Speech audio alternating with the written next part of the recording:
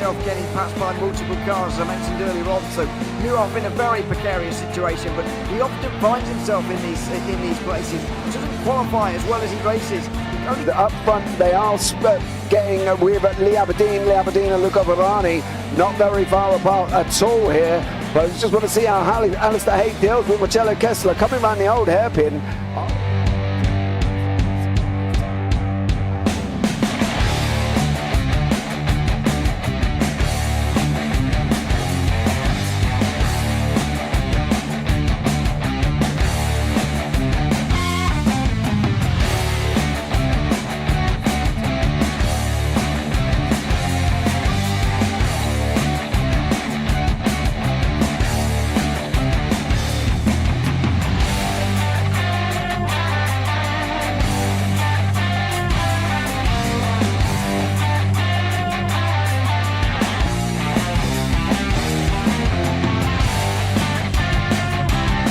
I would say it's not the best decision they've ever made, just not having done that under the safety car, really. Yeah, they're taking their pit stop strategies from Ferrari lately or something. What's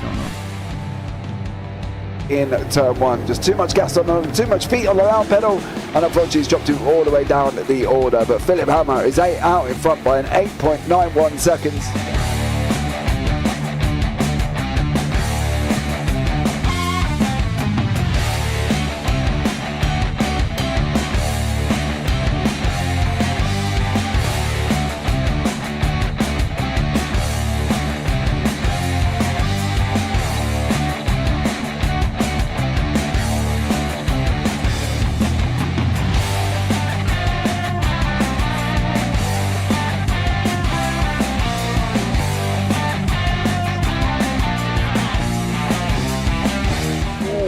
Dan Michael is a wall there, sir.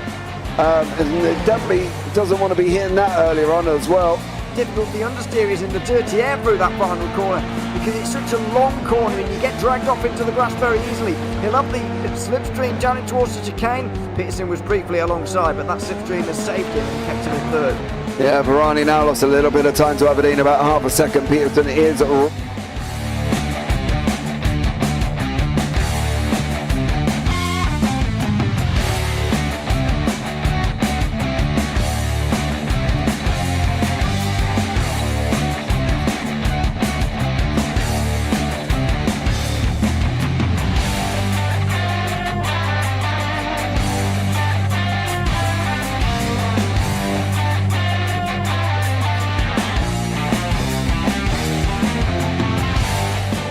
Pike's pushed Morton far enough ahead that he's got out of line. Is now Pike going to have a go at Werrell? Don't push him off, he's in the championship fight.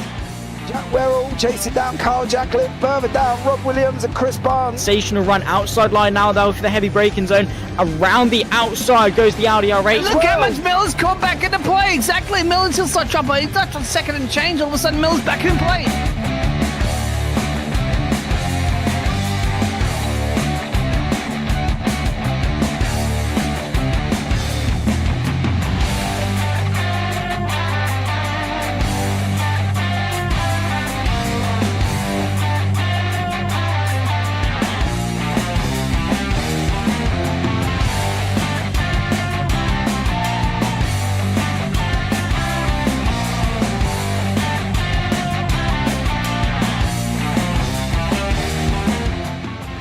Moving on to the back end of Phil Jocelyn. So there's been a lot of movers and shakers in this first 2 laps here for race. Absolutely serious racing league. Everybody's allowed to have fun. Yeah, it's all about the entertainment. So I hope everybody is enjoying themselves out there in the chat. We know that Ron is been enjoying himself watching. And the Burger King machine's off into the grass a little bit there. Is that really bunching up now?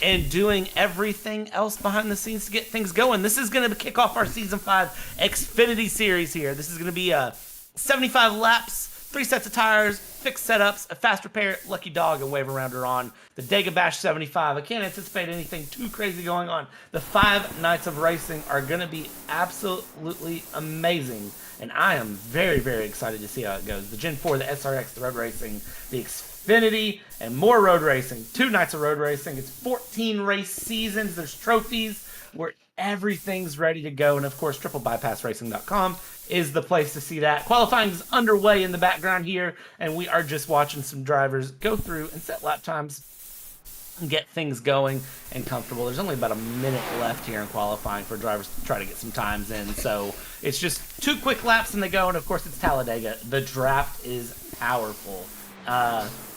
We're our 10 over under on yellows. I say 4, and you know, I'm gonna say 2.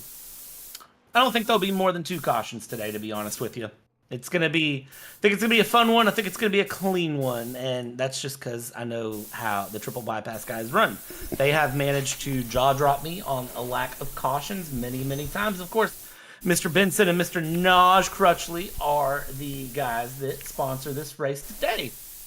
And I believe that is enough of me talking through. James, are you here, sir? I am here. How are you, everybody? Hope you are well. We are back, and we're back at Dega. Oh my God, if we're ever going to start a race and we're ever going to start a season, we might as well start it with a season opener at a SuperSpeedway. Full flat, no real drama, everything should be fine. However, I have had a DM from a Mr. Insider, Al Corey. Several new drivers tonight. I expect carnage. I like new drivers. I like new drivers showing up to the new season. I don't think it's going to be carnage. We know how triple bypass goes. Now, granted, I mean, Naj might wreck someone, but that's here nor there. Mm-hmm.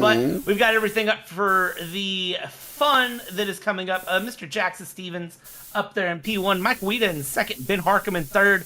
JC John Campbell in 4th place. Jason Benson in 5th. Sawyer Mullins in 6th. Dustin Barton in 7th. Brad Kress in P8. Derek Catt in 9th. And Sean Bradley in 10th place. Jeff Slaughter in 11th. And Ward Fisher in 12th. Moving on from that, it's Tex Nichols in P13. Tex, but from Carolina. We'll talk about that later. Will Jester, Griffin Rating, Keith Hanlon, Matt Harmon, Grant Parker, Cody Sanderson, and Brennan Holmes round out our top 20. Jonathan Wiley, Patrick Swisshelm, Ryan Murray, and Al Corey down in 24th place. From there, Tyler Ruelas, the Naj is in 26th, Michael Seymour in 27th, Herzog in 28th, Tyler Merritt in 29th, and Cameron Kane rounds out our 30 car grid for this opener.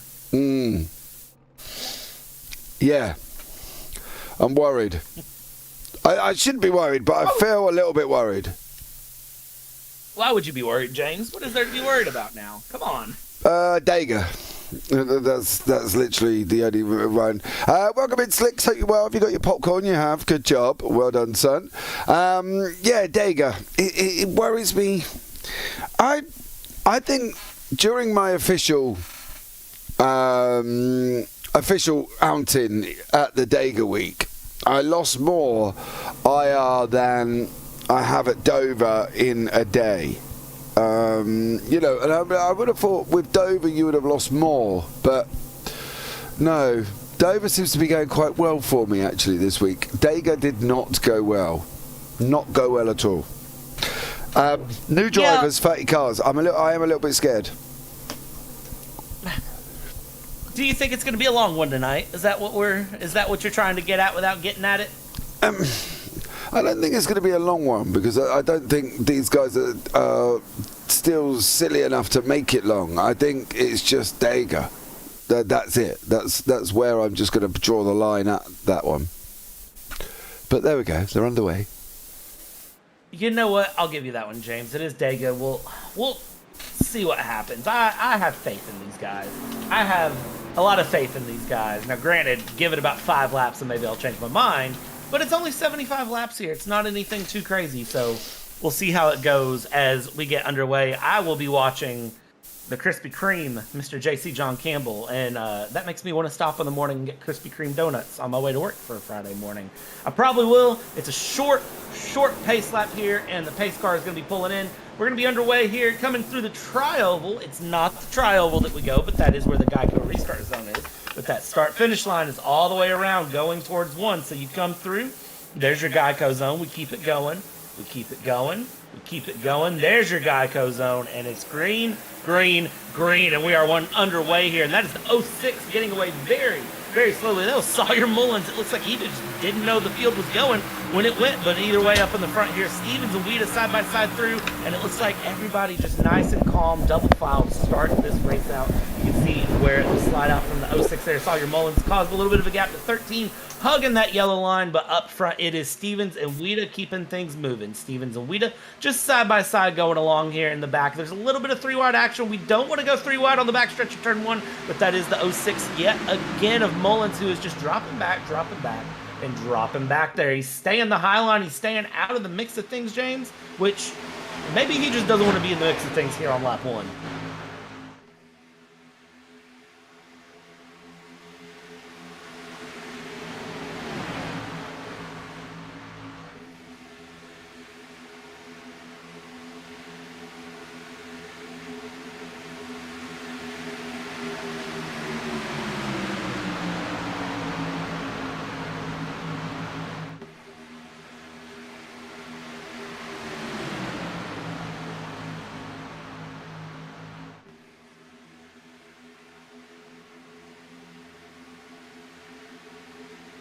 It really makes no difference. Knickers to the other 73.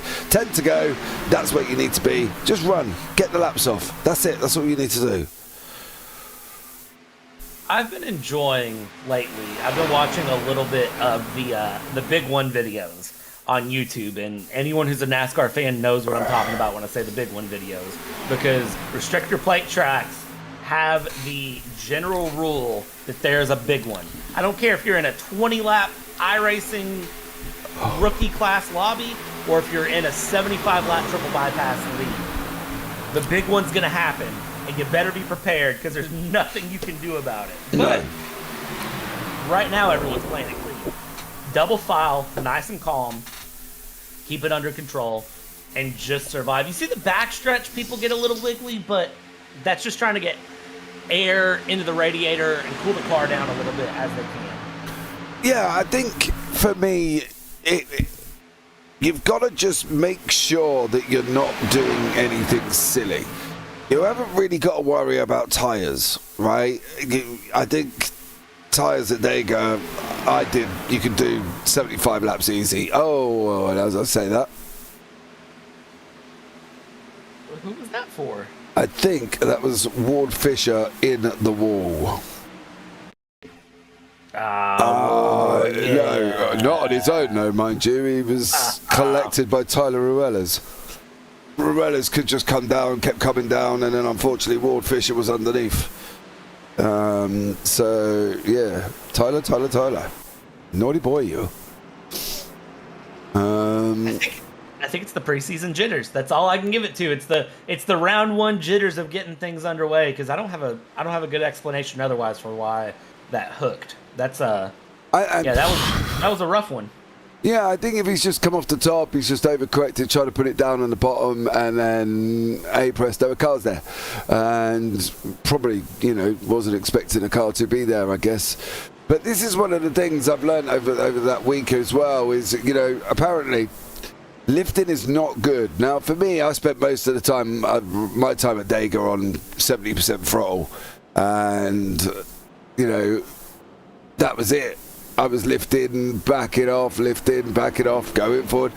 But apparently not everyone does that, Brad, and I've learned that out to my peril as well, mind you, on that Dega week. I don't know, how do you drive Dega? Are you just a pin it, floor it, and hope for the best? For me in Dega, it's a matter of pay attention to every other person around me and hope that I can avoid a wreck and get lucky and get some places. I am not the type of iRacing person on Talladega that's going to absolutely cause a mess. My big thing is I just want to survive and not lose every bit of safety rating that I've earned across the other 12 weeks. Yeah. So, yeah, that's me. Yeah, I think that's the thing. You've just got to learn and know what you're doing with it. You know, if you're going to be an absolute... Well, you can see what Ward Fisher's car's looking like coming into the pits. You know what I mean? Let's be real about it. You'll never see a more crabbed car than that.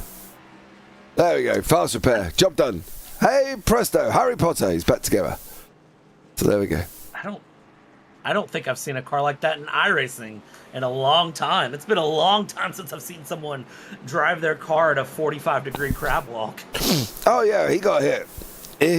But I think it's all about sensibility. How sensible do you want to be? Slicks, we lost audio. Okay, we're good. Mr. Yawn, lol. Slicks.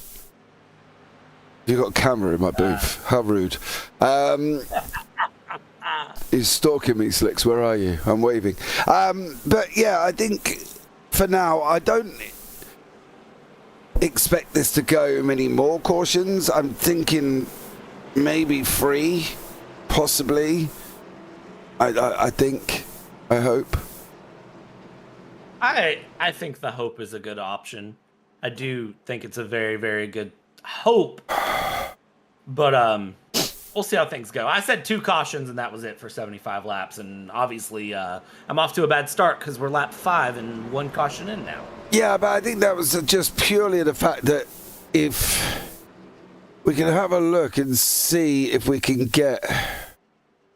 Can I get that in slow motion? Because Ruelas is in the top part there, and he just drifts down. It looks like he just generally makes a mistake, and he doesn't see him coming, and he just comes down. It could be the fact he's got... I don't know, he thought he was clear, he wasn't clear. Because let's face it, if you're on an iRacing spotter, they're not always the most accurate when they say clear. Because I've had it as well before, where I've gone to come down and the guy shouted over the radio, you're not clear. And I was like, oh, sorry, spotter said I was. You know, so, yeah, he's just got to be a little bit mindful of his actions. I think just hold off a little bit before you start making any movements down and you know, look left. Let's just put it that way. Yeah, and I think the big thing to remember is this is 75 laps, and, you know, we've already said it ad nauseum, and we're how far into the broadcast? Just a few minutes? I mean, it's 75 laps, and the game is survival. It's not all about, you know, being up on front on lap 6 of 75. Who knows how many lead changes we're going to see today? So you just gotta just be there when it counts, and sometimes that means just ride the wave and just ride through. You get a little bit loose, just try to catch it and keep going and not cause anything crazy. Yeah, it's easier said than done. I will give everybody that. Obviously, I'm the guy in the booth saying, take it easy, guys. And they're the ones actually, you know, out in the thick of it. So I'll give them that. However, keep it moving, guys. Just remember, we got to get to lap 75. Yeah, I don't think, as I say, I don't think there's going to be many more issues. I think, you know, the whittling out the nerves from Tyler Ruelas at the beginning, get that all done and dusted, and we should be fine. I think, you know, overall, it'll be okay. I have great faith. Yeah, you and me both. I think it's going to be just fine. We'll see how things get going here in a moment as we wait for these long, long caution laps to get their way through and going and all that fun stuff, because that is the one thing about restrictor plate races is that if you get a caution, it lasts about 3 times longer than normal because you got to pace all the way around. And now we come off of 4, the pace car's in, and James, we got to get all the way to the restart zone now. Yeah, but it's not too bad. It's not too bad. It's only up there. You'll be fine. Go for it, Brad. That's James' way of saying, come on, Brad, just do the thing. And as we come through the tri-oval, you could see Mr. Cat there and Mr. Campbell are kind of jockeying a little bit. They're not really... It's a game of chicken. Who's going? And now we're back underway. There's the green, and we are going to be going. And Mr. Derek Cat got away very, very well. JC John Campbell there in P2 and Slaughter in P2 now, as he's actually going to be side by side there as we run down into turn 1. It does take them a second to get these cars rolled up. It doesn't go 0 to 200 miles an hour immediately. It takes a second to get going. And I'll tell you what, Mr. JC John Campbell, you are going to be hung out to dry on the high line for just a minute unless you get some help behind. And I do see some help from Mr. Stevens coming through, but we're back up off the backstretch here. And as we come into turn 3, it is still Derek Catt in the lead with Jeff Slaughter in second, John Campbell in third, Mike Weida, they're in fourth place, and they are going to keep kind of just jockeying back and forth. Again, we're back into double file. Yeah, they need to be really... You could single file it, but the line would be forever long. If you're going to get out on the outside and you are going to pop yourself out like that, JC needs to make sure he's going to take somebody with him and not go out there solo. Because if you're going to go out there solo, you're going to be hung out like a pair of dirty underpants. It's just literally chuck him on the line, see you later, good night Vienna, because you'll go backwards faster than you're going forward. So he needs to make sure that he lifts, please, in the middle as well. Who's that in the middle that's up and down behind JC? Is that it's Benson, isn't it, behind him in the 42? But he just needs to make sure that obviously if JC has a moment where he goes out like that, he doesn't end up coming. JC's obviously going to want to come back in, right? It's obvious that he is. So you've just got to make sure that you're not underneath him at the moment, that you're trying to come in on him. Yeah, they've taken it 3 wide here, and you can see Mr. Benson there in the mix. He's kind of off-center there to Stevens and looking through. Mr. JC's been cut off there by, what's that there in front of him? That's the number 14. I see Sanderson there in the mix. But you can see that the pack's not really organized. Usually you're going to see very clear, concise nose-to-tail lines through, and we're not getting that setup. We're not really getting that very clear development of lines and of the pack that we're used to seeing at restrictor plate races. I don't know what it is, but the guys do not seem to have it going and together tonight. But you can see now that the 13 and the 56 have hooked it up there, they are getting a move on the high line, and they are going to look at it. That is going to be Barton bringing along Wiley, and they're looking through, and you can see there the 13 is going to take it high. He goes 3 wide off of 4. And the 042 there of Stevens, he's been a little wiggly all the way through, but yeah, the pack's just very disorganized. Not together. We're 3 wide for a second. I thought we were 4 wide. Yeah, they've got to be a little bit more mindful than that. I wouldn't be doing that early. Get to 65, eh? I don't think you need to really worry about going 3 wide this early on, but who am I to sit and tell these guys anything different? And, they don't have to listen to me, but I'd prefer it if they would at this moment in time, because otherwise, as you say, it could be somewhat of a very long night for me and you if there is going to be a multiple cautions, but I don't believe there is. I think it's just going to be, 1, and that's it. I think the line that makes me nervous is the high line there. Now that Stevens is slid up, you've got Stevens, you've got the 13 of Barton there, you've got Wiley there, and then you got somebody else behind him. I believe that's Herzog in the in and out. And the 56 keeps tapping the wall there on the high line, and now Herzog taps the wall on the high line. What are we doing, guys? You're on the outside line. Just keep it straight. Come on now. It's not that bad on the high line, I promise. Again, I say it from the booth. It doesn't mean it's true. Cop out. Yes, it is. The thing is, 2 wide should be easy, right? The philosophy is, how hard is it to go left and, just stay in line? That's the thing with it, isn't it? How hard is it to do that? It shouldn't be that hard, but for some people it clearly is, and for others it still is. But you've just got to think, is what you're doing a good idea, and does it need to be done now? That's what you know. It might not be a caution, though. It took him a while to call it. All right, there's my 2 of 2 allotted. I think it's a little bit further back than that, I think. Isn't it? Yeah, a little bit further back. I almost missed it there from the beginning. So, yeah, no. It's already happened there. Yeah, it has.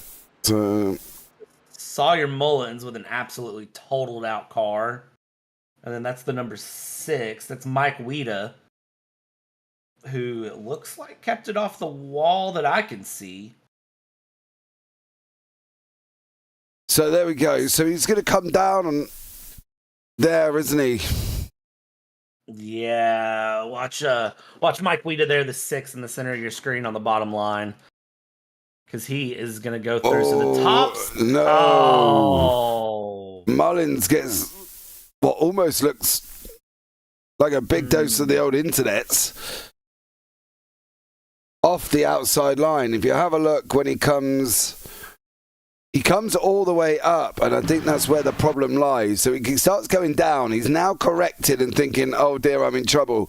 But watch how he rebounds off the car. He doesn't get near the car in front. Bang! And then all of a sudden, he's gone. Yep. And that is the 13 of Dustin Barton that he bounced off of. And you could see that, again, the fun of iRacing, Dustin Barton's car doesn't even react. And if that was something that had happened in real life, James, you and me both know it'd just be it'd be a little love tap and keep going. So yeah, exactly.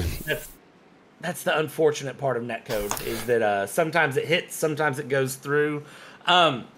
I know on an official broadcast of the Coke series, there was a massive case of netcode, and the commentators just sat there and looked at it and didn't know what to say. They just kind of looked at it and they're like, well, that's a moment. Yeah, but that's because they're not allowed to mention netcode. Mm-hmm. There's some information for you. They're apparently you cannot mention it at all. It, yes, because it's easy covering it over. I tell you what I'm going to do while I'm here. I'm going to have a chat with Mr. Al Corey. Al, welcome in, buddy. How are you? I'm doing well, James. How are you? I'm all right, mate. I'm all right. I'm good, dude. I'm good. Okay, come on. Where are we at? Dega, 75 laps. You know, we've had a 3 wide moments. What's it like being out there, Al? Is it a bit scary? I haven't really been in the mix too much. I missed the start, and fortunately there was an early yellow to catch me up. But I really haven't diced it up much so far. So pretty calm, but I think we've got some unfamiliar drivers here tonight, and so we're all trying to figure our way through that, and should be fun. Okay, we've got one. We're still under caution. The lights are still going on. So give us a rundown of what's changed in Triple Bypass this season. What are we running? What are we looking at doing? What's the leagues coming up? Oh, well, thanks for asking. I think the biggest change this season is we have replaced the late model series on Tuesday nights with a new SRX series, and we kicked that off on Tuesday night with a race at Kern County Raceway. And it was a learning curve for everybody to figure out that car. We had quite a few cautions, but it was a good race overall, and that's probably the biggest change. And you probably can see some new names on the roster, and that's always welcome when a new season starts, so that's great as well. It is great. Did you get a little bit worried, though, when you seen this amount of cars at Dega? With new names as well, right? It can be scary, can't it? Yeah, sure. Not worried, no, excited.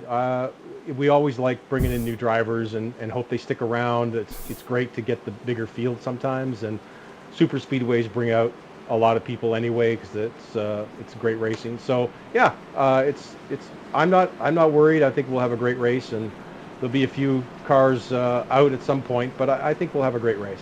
Okay, Al, give us your estimate on cautions. How many do you reckon we're going to get? I'd say 6. Oh, okay. Well, I've got 3, so we can't have many more. Brad's already out. He said 2, so we clearly had great faith, Al. Brad's having fond memories of seasons past. Yep. It's always a little rough early season. So yeah, I think 6, and I would expect a couple of late ones. Okay, bud. Well, Al, go have fun, son. Enjoy yourself. Hope it goes well for you. Thanks. Appreciate you guys. Well, there you go. Well then, I wasn't expecting 6 to be the answer, but it is. So, ouch. I'd be alright. Al Corey, why you got to do that to me like that? Come on now, Al. I thought he was a friend. Yes, but no. Well, there you go. Anyway, Brad, over to you, dear sir. Yeah, we're going down the backstretch here. Sean Bradley will be in the lead, which is... It's good to see Sean Bradley up front, not just because of the last name, but, just in general to see him up front, and it's fun to see. We'll see how Mr. JC John Campbell there in P3 goes. Yeah. Steven has had a couple moments that scared me. He's been a wiggly bean. Lovely words. You want to try and be straight as possible, and if you're not, well, you could be in trouble. Yeah, in trouble is a light way to phrase it. You can be absolutely wrecked, and I don't recommend that being the option at all. But we'll see how things go, James, because the pace car is in. The pace car is away, and now we just wait. We come through the tri-oval, and we'll see how Sean Bradley takes off on this race restart here. The Mr. Ontario man himself in that number 77. He goes through, the green flag's out. We're underway, and it does look like he's going to get away fairly well here. Get up and going, and he gets the run on Derek Cat, as far as I can tell. JC John Campbell there in P3. The Krispy Kreme man is going to just settle in. We'll see how they run through, but again, you can see just everything opens up a little bit on those restarts. It's going to take some time for the pack to form, but man, usually they form faster than that. But watch that 042 back there of Stevens. He's right on the back of Cat as they come off the exit of turn 2, and now I think things are going to start tightening up. Look at that. Look at the bump drafting. I love Talladega just for bump drafting. Yeah, they've got to be aware, aware of the famous saying, don't push the pusher, because if the 55 had squeezed up and put JC straight into Sean, that overspeed, Sean's gone. It's like, see you later. So he's got to keep it straight. Keep it straight. It is literally driving left between two lines. You do it every day on the road. Come on. No, do they? Well, they've got to turn left at some point. They must keep it between the lines, otherwise all hell could break loose on the American highways. Listen, I have a new position, and part of my job is insurance. I work for an insurance company now where all I do is investigate car crashes all day. And I'll tell you what, people cannot drive on American roads in general, so would not surprise me to see anything. Look at that top line get a run, though. The 88 and the 007, they are going to drop Stevens down to the low lane and tell him goodbye, sayonara, see you later. And look at that, Slaughter needs to move. Be careful dropping down below the yellow on the corners. You hit that drastic. Big wreck in the background. Wow. Somebody went high, wide, and handsome there. Where did that wasn't... Where did that come from? I'm looking at the 06 again on that. Sawyer Mullins? I hope not. So the 06 is there, the 13's in the middle. Why 87 comes up. And the 13 snaps. I'd need a little bit of a different angle, I'm not going to lie, to be able to tell. I don't get why the need for an individual free wide moment was coming into it. I don't know, maybe. Yeah, I don't... Okay, so there's the bump. And then he's going to drop down, and there's the hook. Yeah, that was plain as day. Yeah, I think... that's rough. You've got to look at that. I don't get that. That's Dustin Barton as well. He's never normally one for sticking himself in dramas. Yeah, you're not wrong. It's very... unusual.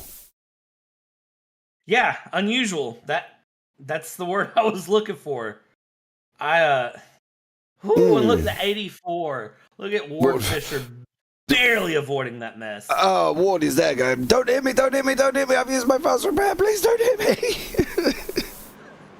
Ward Fisher would have been very, very upset if he had got hit. If he had gotten hit, it would have been race over. He'd have been mad. Yeah, absolutely. It would have been,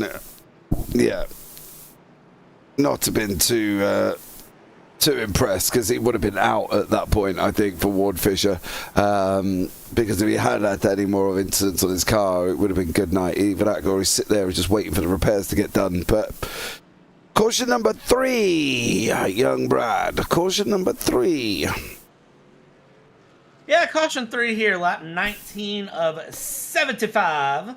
And we are the lights are still on the side of that pace car. We're 2 to green. There's the 47 going around, taking that wave around and getting away and underway. His presidented lucky dog. And away he goes. Mixed through some great success in getting a lap back. Hopefully I should put him back on the lead back. I think Ryan Murray is actually, he's got quite a few laps to try and get back as young Ryan Murray, as he is a few laps down here already. 3 laps down, believe it or not. I think. Yeah, how is he 3 laps down already? What have I missed? I'm not sure, but with the same thing of why Michael Seymour's been in the pits for over 3 minutes and why Tyler Merritt has been in the pits as well. We've only had 3 cautions and I've not seen either of them involved. So,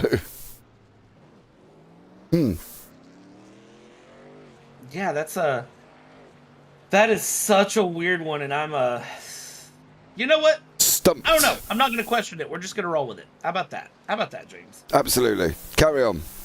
Nobody saw anything. Yeah, nobody saw anything. Tyler Merritt's going to roll back out on the track and get going here because Slaughter's in the lead. Redding's in P2. Stevens, Holmes, Benson, Cat, Bradley, Weeda, Hanlon, Harmon. That's your top 10. Your top 10 going through. So J.C. John Campbell is not up in your top 10 anymore. J.C. John Campbell has found his way down to the P21. But, of course, this is a restrictor plate race. The positions don't matter that much on lap 19 of 75. And it's soon to be lap 20 of 75 as we cross the line. And the lights are out on the pace car, which means we've got one more long lap to go around before we get things going again here. And James is going to ask, so we're 3 cautions in. We're 20 laps in. I'll give you a second shot at your caution numbers. How many more cautions are you expecting? 2.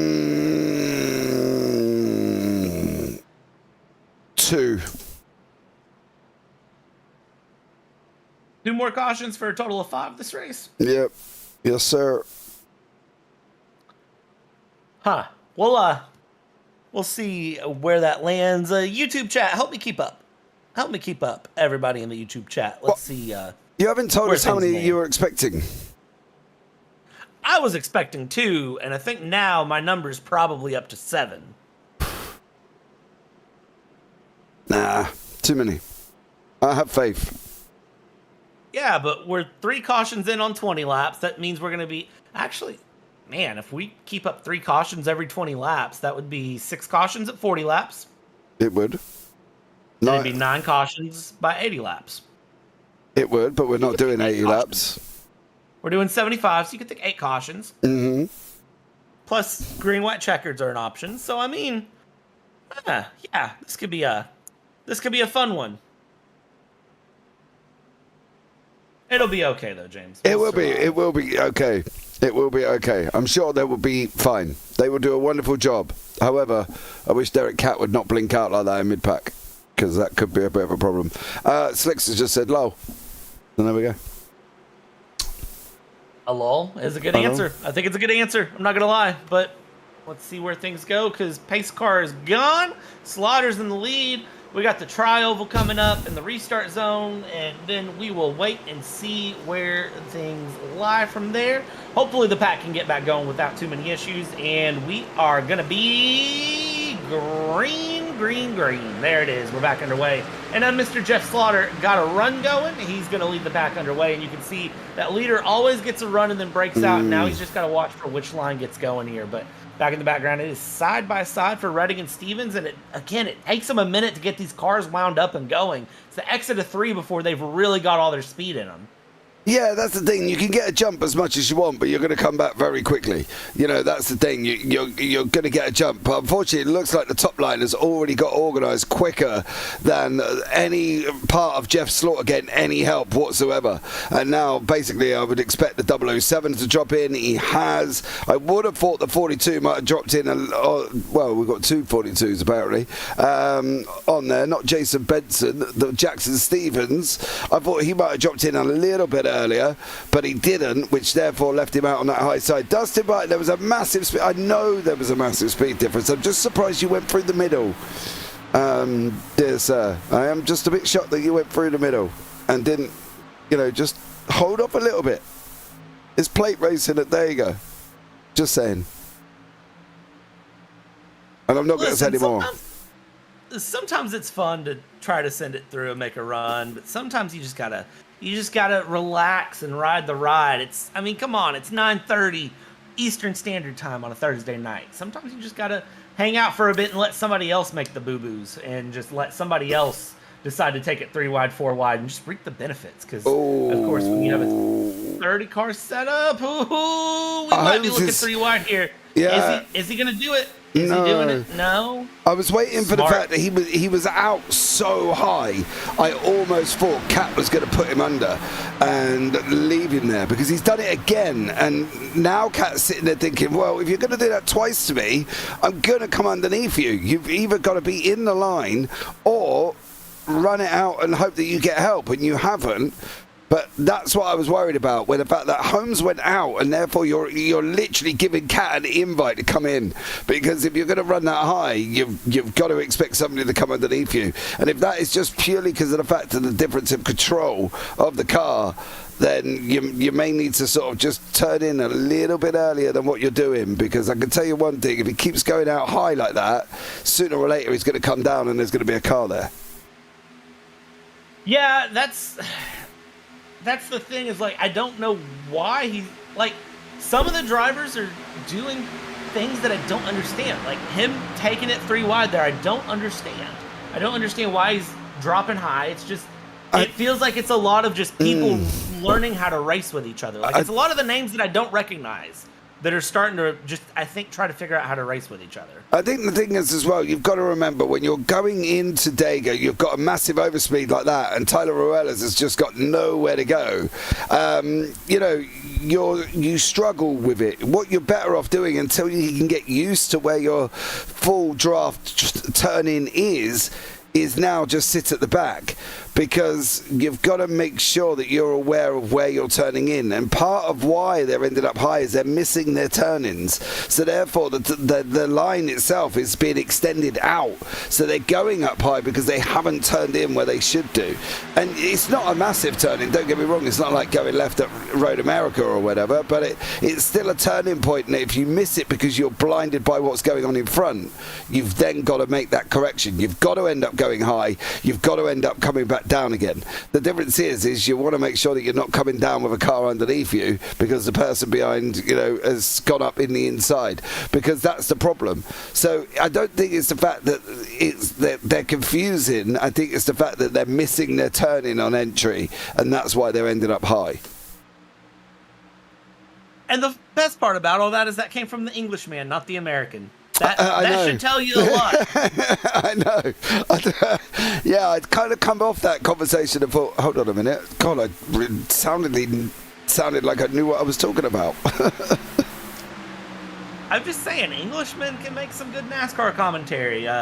Just for all of our friends out there, even if you're not American, you can know what you're doing on an oval, and it's a lot more complicated than a left turn. So I'm just saying that sometimes Englishmen are very, very good at NASCAR, and if you're offended by that, you're probably an American. Anyway, going back through, I have managed to break James Parfitt. And if you're offended by that, then God blimey, it's come from one of your own. It had nothing to do with me at that moment in time. I'm innocent. Don't shoot the Englishman. I didn't say it. It's what, 2:40 in the morning for you right now? It is, yeah. I had a rough start. I was not in a good place. I sat down. I just thought, I'll lay here for 2 seconds. I'll get up in a minute. Yeah, that didn't quite work out. See, usually James beats me into the booth, and he's all set up and ready to go, and I'm the one running a little bit behind the preferred schedule. Not late by any phrase of the term, but just a little late behind the preferred schedule. And I sat down, and I was like, wait a minute, where's James? Are we not broadcasting Dega tonight? So then he jumps in, and he's like, all right, hello. We'll get things going real quick. And I was like, what? Oh, look at the 007 there with the run line on the inside. The bump draft sends Stevens up for. Oh, don't bump in the corner. Don't bump in the corner. That's what you don't do. Back off. Literally leave him. Why are we blocking? Oh, sometimes you got to play a game, and the game isn't that. Careful. Now you're looking at that picture, and the thing that's scaring me is more like a fractured jigsaw puzzle than 2 lines of Dega. That's really quite like that right there. Like that right there. Nope, caution. I believe. Man. Oh dear. And there's the big one. How many cars are involved in this, ladies and gentlemen? Well, the good news is we can give you an answer. Naj Crutchley, J.C. Campbell, Tyler Merritt, Jason Benson, Grant Parker, Mike Weida, Brad Kress is in there. And that started from the front. That unfortunately started from the front. We'll try and pick up where the front actually started kicking off, but it did actually physically start.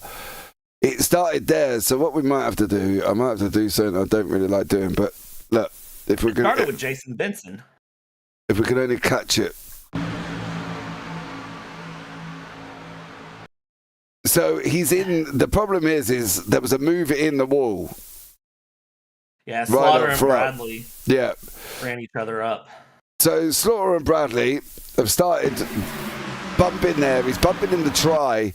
The problem is as he bumped in the try, right about now, he's going to bump him onto the corner of the bumper. And the problem is it shoots the rear right down into the ground, which grips it and it makes it go off, which is what it just did. And then it was just a concertina effect from there, because Slaughter was already then coming back through. They'd already checked up. You can see the cars behind trying to come into the line as well. Derek Catt was in there. He was getting pinballed around, and then 42 as well. It really was the fact that the bump in the tri-oval wasn't a straight bump. It was a bump into one side, and as you saw, when he bumped him into his right, his rear right dug in the ground and shot him off into the wall, and then he had to check up, and then everybody else just had nowhere to go behind it. So yeah, tough one. It goes to show that it doesn't matter where you're at in the pack. You could be the leader and still end up in the big one. It doesn't matter where you're at in Dega. It's all about just that endurance, that perseverance. Watch this here with Tex, the number 60 going through. I mean, look, where do you go if you're in the back of the pack in this mess? Well, what do you do? Well, you're in trouble, but that grass on the left-hand side about now looks almost gorgeous. It looks almost tarmacy for me. I would be straight off there. I wouldn't have even done that. Tex is in YouTube chat. He said, but I blew my motor trying to slow down. Mate, I would have run that grass and just hoped to pray that nobody else was coming, because it would have been major that they would have been unsighted of what was going on. You know, and you could just imagine it all rushing at you, and then you would have been in deep, deep trouble. JC's in the middle. He has no idea right about now that there's a 43 coming down. He's got no idea he can't go anywhere. Bang! You know, you've got to look at your exit points. And my exit point would have been the grass straight away. I would have been gone. I'd have been on that grass and I'd run that wall. Wouldn't mind being in the broadcast. You are in the broadcast. You caused a caution. I expected the word donut to follow that. Yeah, you are in the broadcast. You've caused a caution, dear sir. But yeah, I think for me it would have been exit point grass. It really would have been. I don't disagree, and we've lost. I mean, we lost a lot of cars out of that. Mike Weida, J.C. John Campbell, Al Corey, Tyler Merritt, Michael Seymour, Tex. Tyler Rui Ellis was out on that one. Cars involved: Ward Fisher, Sawyer Mullins, Keith Hanlon, Grant Parker, Jason Benson. I mean, over half the field was involved in that. So, big ones. And we're lap 30 of 75 here. Shame about blowing the motor there, Tex. Yeah, that's You got to dump the clutch there. Thumbsticks is in chat and says, I think 12 or 13 get out. Nope. I tell you what, if that happens, he can come fill in for me for the broadcast. If that happens, I'm going to go and stop for food and water. I just want to grab Jason Benson really quickly in the chat. Jace, can you hear me? I got you. You got me? I have got you, dear sir. How are you? How are you, sir? Not bad, mate. Not bad. Give me the perspective of what we've just witnessed. Where did you see it happening? I'm not really sure. I know I was up top, and then it just felt like something hit me, and before I knew it, I was coming down the apron and getting turned sideways, and it's just kind of impossible to catch it at that point. So. Yeah, tough one. I think for everybody involved, I think there was quite a lot of cars that ended up in that one. Just really quickly though, where did you see yourself before the end? Oh, who knows? It's a dice roll at this point. I'm just gonna lag back. I don't have a fast repair, so we'll just see what happens. And if I'm still around with 10 to go, I might make a charge for it. All right, man. Have a good one, bud. We'll catch up with you soon. Yep. Thank you, sir. I think the problem is now, Brad, there's a lot of people in Benson's situation with the fast repair. So that's the big one. You'll see how many hang back now and how many start going forward. Because the last thing they want, right? They're like, Tex, are you out? Are you just sort of sitting there waiting for your repairs? What's the situation with you? Oh, not that one. Buttons out, Swizzles out as well. Maybe he's waiting for repairs. But I think that's the thing you've got to look out for now as well. If you've used your fast repair, the last thing you really want to do is burn it. You've got nothing to burn. So you don't want to get yourself involved in it. You just want to finish the race. Yeah, that's the thing. Like, it's just... You gotta finish. It doesn't matter where you're at on lap 31. It all is about where you're at when you hit lap 75 and hit that checkered flag. And you need to be somewhere where you can be in the running. It doesn't mean on lap 30 you need to be pushing your way to the front. So, like, golly.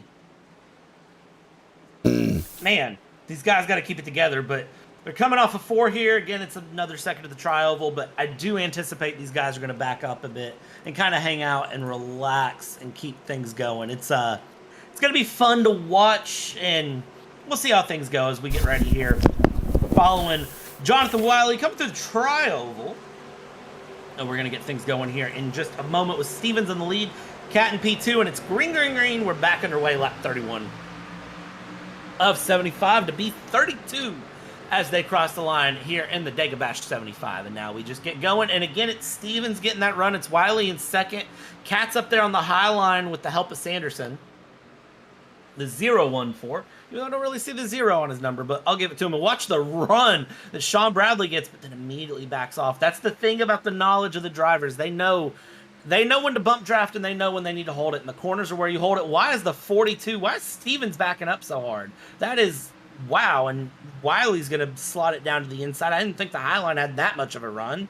But, man, it's like he was riding the brakes. Going through here into 3. They keep things moving yet again. Nice, calm, cool, collected, complicated. Nothing wild, 2x2. As they go, again, I think you're going to see the drivers start to settle down just a bit and hold things on. Thumbsticks, I'm telling you right now, if there's 12 or 13 cautions, we're going to have a problem. Really hope we don't as we come across the line. We've at least made one lap. And look at that up at the front. Sanderson getting a quick little dive on there. He's trying to block. He's trying to find a line of blocking. Ooh, Cat and Harkham getting together just a little bit. They've gotta relax. Gotta relax, guys. You gotta relax through and just stay nice and cool and calm and collected and together. And now we're back single file here. What is the plan for them? And I mean, I don't know what their thought is.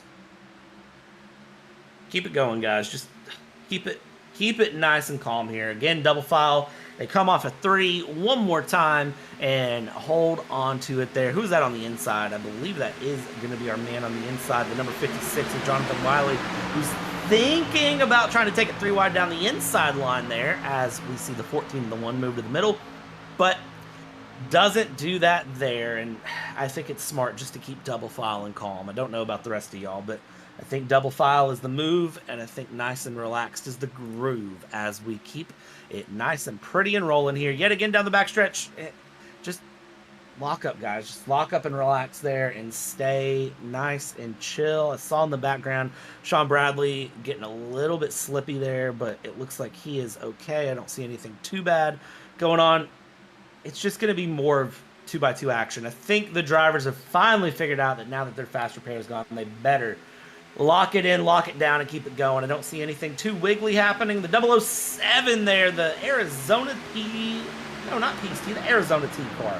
There's a difference between Arizona T and Peace T, and, well, I guess it depends on what your preference is there between Arizona and Peace T as we go through. But he looks like he's trying to pick a lane, but he's also trying to make his own lane. It's been kind of interesting to watch there as we watch up at the front. Ben Harcum on the high side, Sanderson and Cat on the low side. Crutchley has found his way back up into 4th place, too, as we watch drivers continue to try to get a run and try to get things moving. The 007 with a big bump on the 042 there.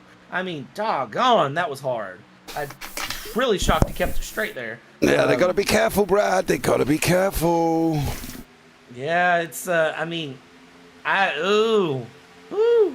There's been some big bumps going there, and it's like the little bump drops I get, but when you get a big run like that and just wham on the back of someone's bumper, you gotta be careful, man. Absolutely. I think one of the things is how much speed are you carrying to how much speed are they carried. If you're going to bump them like that and you're going to go full pelt into them, man, if they manage to hold it, they hold it. Let's just put it that way. So if they don't, well, we're under caution once again. But I think for now, 36 to 75, we're doing all right. 4 cautions is fine. We've got this.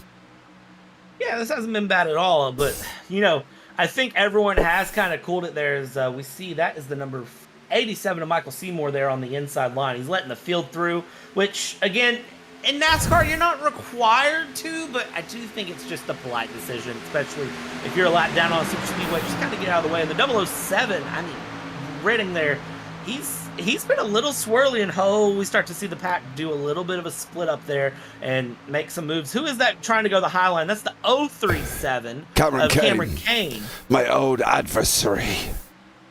The Croc car. I do love that, though. I'm a big Croc fan. I'm not going to lie. In fact, if I look down at my feet, I've got Crocs on my feet right now. James, you don't have to admit that, sir. You don't have to tell me. I don't really care. Mate, I go to the supermarket in my Crocs. You know what I mean? But then again, I've been down there early morning when I've run out of milk. I've been down there in my pajamas, so honestly, I'm not that worried about having people know that I wear Crocs. Nothing wrong with Crocs, mate. You know what? Real men wear Crocs. Just saying. Are you gonna buy me a pair of Crocs, James? You wanna ship me a pair of Crocs out here to good old Kentucky, Amazon Prime? No, you get the good ones. I want the Lightning McQueen ones that apparently you can only get in America, so I should ask you to shop them to me. We'll talk about that off broadcast. It's an option. What I'm going to talk about on broadcast is 3 wide here. Oh, the problem is the overspeed that come from that third line. That was the scary thing. I think the overspeed coming out of the 88 there was just massive as he come off the corner. He either had a choice. Oh, he's in the wall. They're in the wall. They're in the wall. They're in the wall. Keep it going. Keep it going. Oh. Keep it on the high line and hang it out, man. I think when you look at the situation at the moment, and it's a big situation, this is not a typical Dega run field. It's not how it is. You wouldn't have, you can see the front half are fairly sort of two-lined, and then you go back and you've got this fractured jigsaw puzzle where cars really need to be hooking up with somebody. It doesn't matter who you're hooking up with. It doesn't matter if it's an adversary in the league. You need to be hooking up with somebody, and I recommend Mr. Al Corey getting hold of somebody quite quickly, otherwise he's going to be all by myself very, very shortly here. But I think they need to get aligned. I think this 3 wide is great, and it's great action, but it also is leading to incidents and accidents, and it's been every time they've been 3 wide. Yeah, I think the thing is people get antsy. It's a skill that you learn to be patient. I think it's something that every sim racing driver can admit that they need to work on a little bit more. That's myself included in that mix. I can work on my patience in sim racing a little bit more, because sometimes if you just wait that extra half a second or extra half a lap, you're going to get the place naturally, because the other dude's going to mess up. Yeah. We're out on board here with Cody Sanderson. I mean, just watch. Just be patient. Just hang out. Yeah. Trouble for Sanderson is he's got to keep it as low as he can possibly go, and you can see what's happening here. Crutch has got a massive amount of overspeed now, so what does he do? Well, don't push there. Push there. Push on that Toyota sign is your target. There's nothing else. And the problem is the 78's not exactly straight for him to be able to push that. And the 78 of Harkham can't afford to be weaving as if he's weaving a basket. You know, he's got to try and keep it straight, and he's got to expect to be pushed. I would expect Corey to come off half throttle now, and now he's going to go full floor, and he should be able to just go straight in behind the 78, who's very off centre where he should normally be, and just push him along. Now, as you come in, you hit the two left-hand sides, start backing off, lift your throttle up, get your turning point down, and now he's got to go half corner, and he'll go full throttle again, and again he'll get that run right up to the back of him, and that way he should be able to push him again. There's the run. If Harkham was straight, that would have been a push once. He could have got him once before the try, then he goes around the try, he should get him once into the corner, and then he's back off again. See, the issue is Harkham cannot hold that car straight. I mean, it's kind of shocking just how, it's like he's texting. It's like you're on the highway and someone's texting and driving and they just can't hold their lane. Yeah. That is basically what Ben Harkham is doing right now, and it's really opening things up for Sanderson and Cat and that entire low line. If I was Ben Harkham, I'd be getting absolutely ran over by Naj, because if I was Naj, I would just be out the way. Yeah, there we go. he's had enough. I was just going to drop to the low line, give him no help now to Ben Harkham, because he can't. That's the thing, he can't. If Ben Harkham can't hold his line, you can't get help. That's just how it works. Yeah, the problem is he's going to try. I thought Harkham was coming down then all day. But that's the thing, you've got to get that car straight to effectively be pushed as many times as you can around this racetrack. And it is literally once into the corner going in, once on the exit, once before you go into the next one, once on the exit, once into the try. It's 6-7 pushes maybe at least you want to try and get in if you can. And you just can't do that if the car is up and down, up and down, up and down in front of you. There's no target there.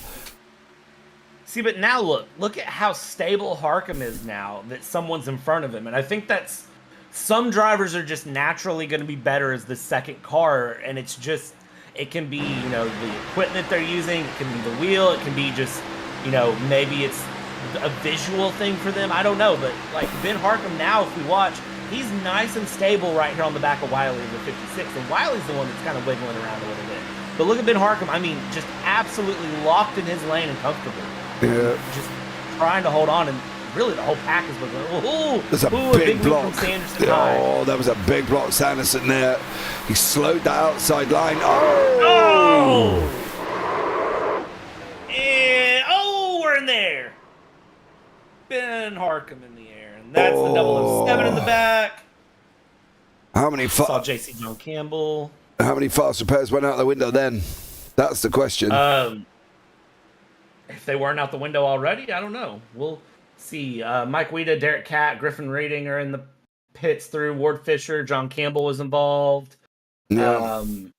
Mike Weida, Derek Catt, Ben Harkham, Griffin Reading, Brad Kress. Yeah, it starts. If we have a look, watch poor old Derek Catt. He's annihilated. Look at that car.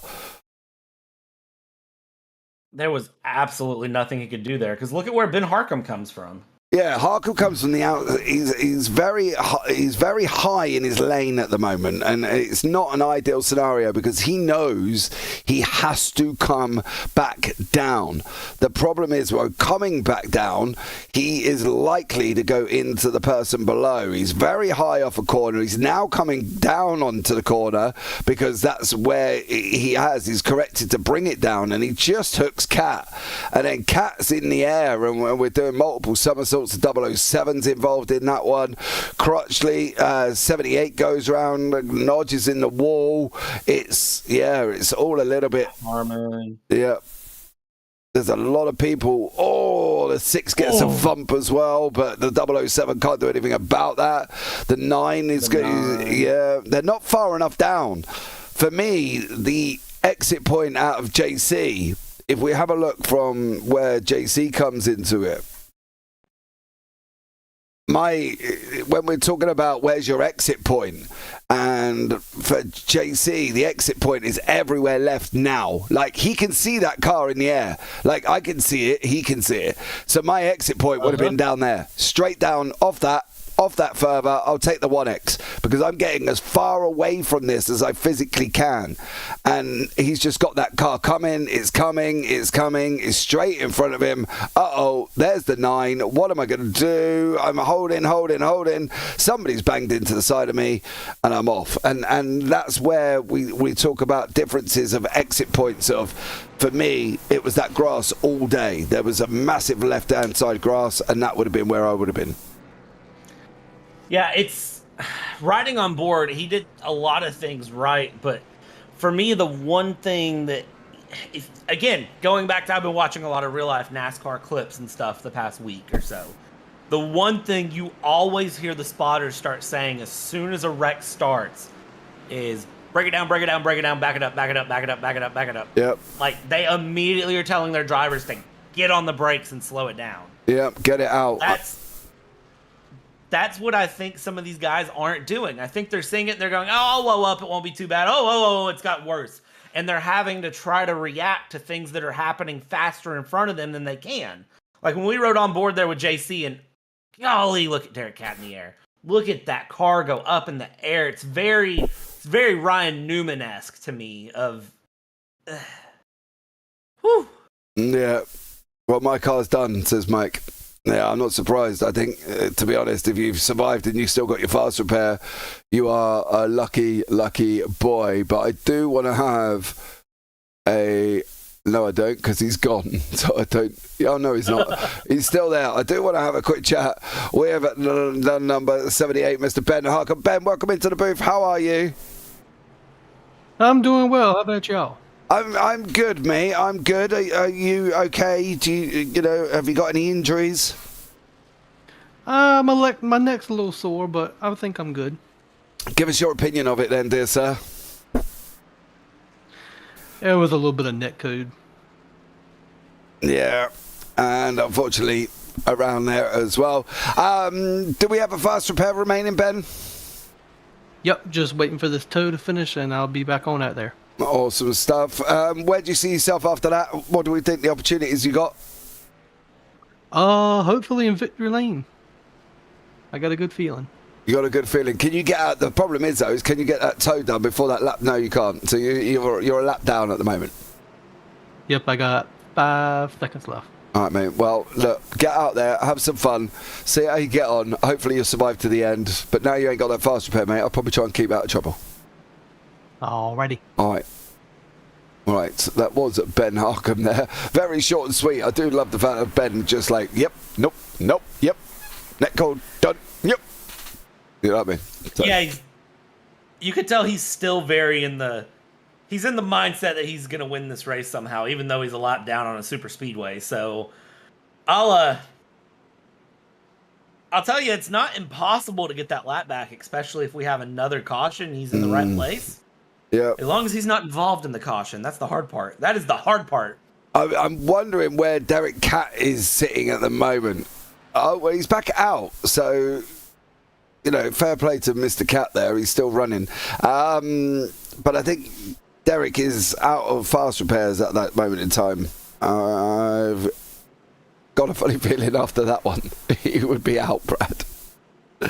I'm going to be very surprised if anyone still has their fast repairs. Everybody's been in the pits at least twice that I can see. So I'm going to be very surprised if people still have their fast repairs, except for maybe a select few. And even then, I don't know. I know JC doesn't have it. Maybe the 14 there of Sanderson, would he have his? Feels prepared? Maybe. Matt Harmon is not. He is racing to get to the back of the pack before they go green, and he needs to before that. Otherwise, he's going to end up hung out here, but they're just about to go again.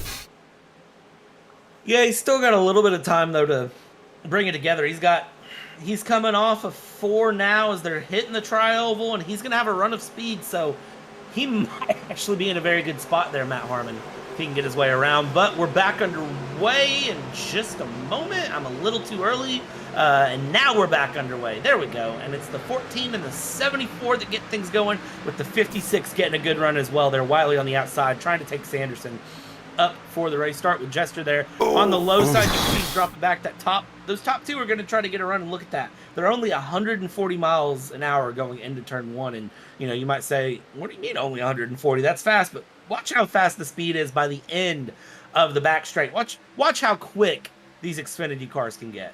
Yeah, it's really on Wiley would be the one with a massive overspeed at the moment. That's just been, unfortunately, ceremoniously dropped as he's been down. He should get to about 180, 83, something like that. Well, there you go. Look at that, on the money.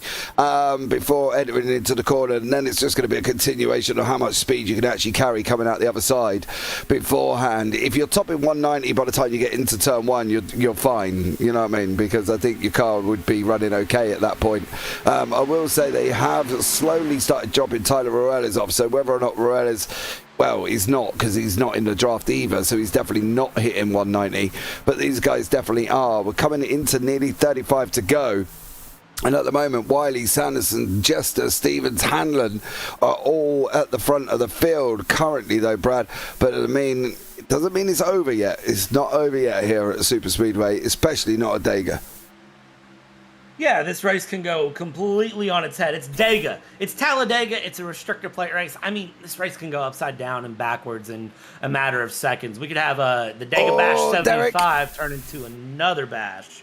You never know. And why are we 3 wide again? Come on. I'm surprised. Have we not learned our lesson? I'm surprised he was that brave, to be fair, considering he's probably one of the ones that are not carrying a fast repair for Derek Catt in that number 1 machine. I am quite shocked, but then again, he is a lap down also, so should he really be where he should be? I don't really know. I know there's no blue flags in NASCAR, so don't get me wrong, but you still don't want a back marker doing that.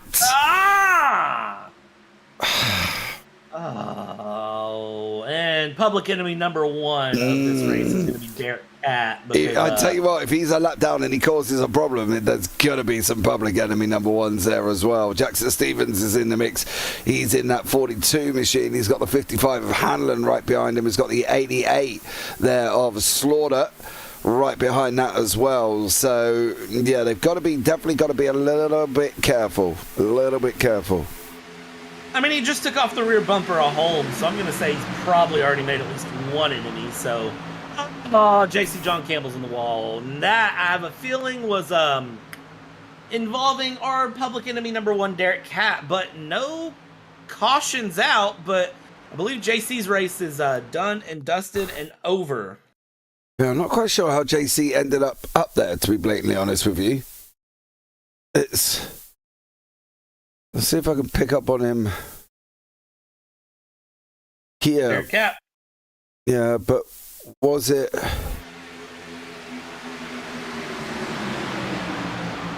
Oh, you pushed him in the try. Actually, physically on the try.